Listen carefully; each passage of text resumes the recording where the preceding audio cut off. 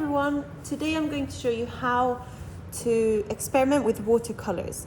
So you'll be given one of these sheets, and first of all what I would like you to do is to write all the techniques at the top. So the first one will be wet on wet, the second one will be salt, the third one is wax resist, the fourth one is blot, and the fifth one is cotton bud.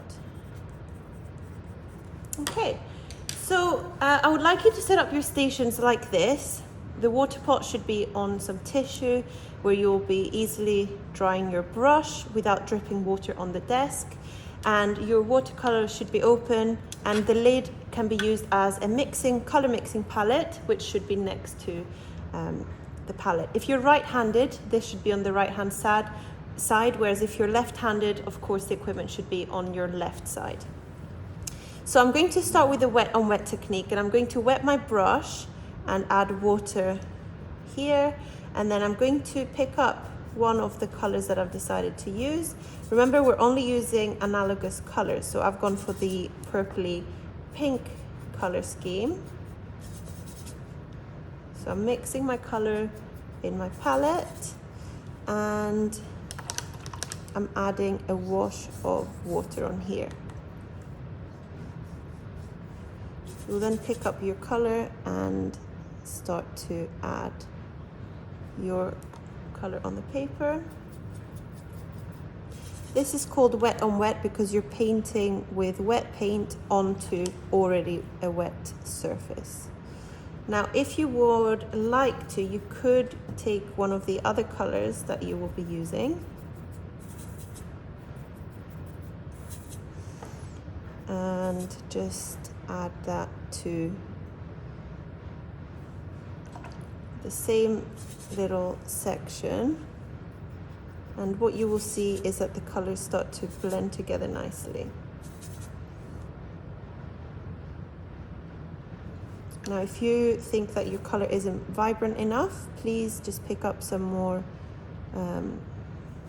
paint from your palette. Okay, the next one is salt. So again, this time I'm just going to use one color, but you would need the surface to be quite wet again. So if you can see any streaks, like dry streaks on the paper, please just add more water. And of course, if the color is too wet, then you need to add more color.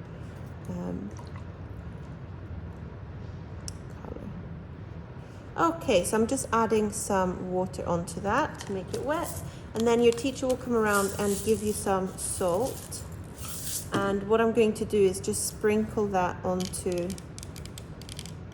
my area, and you will see that the salt kind of gathers the color together, so it will create some dots on there.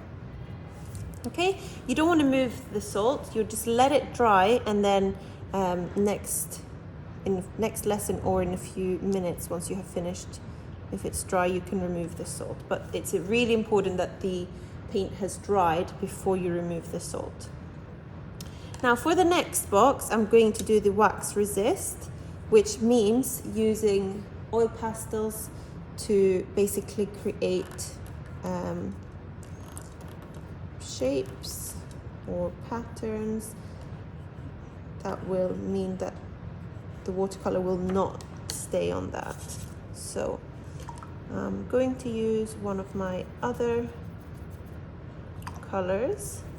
I'm actually going to use this one instead, because I think it goes better with the colors that I've already been using. And when you paint over it, you will see that the watercolor does not stay where you have put your wax. That's why it's called wax resist.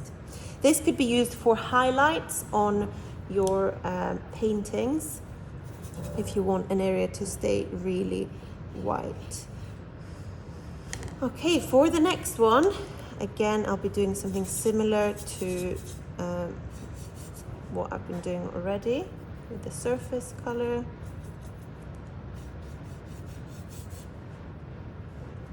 And you can see at the bottom here it's quite dry, so I'm just adding more water.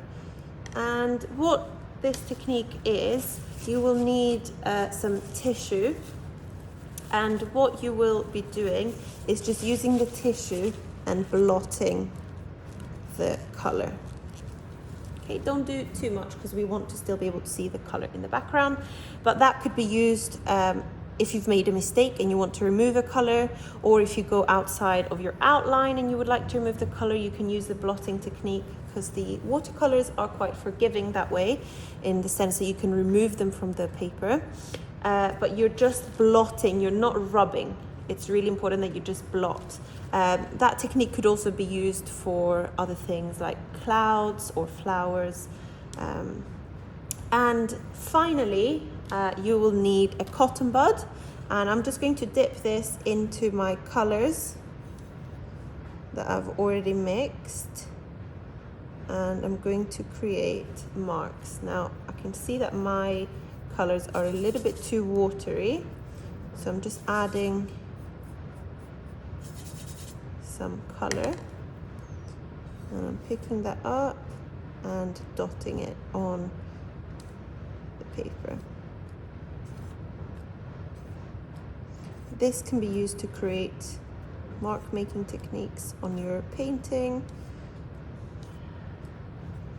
And then I'm just going to dry that and move on to the next color to create a variety of dots.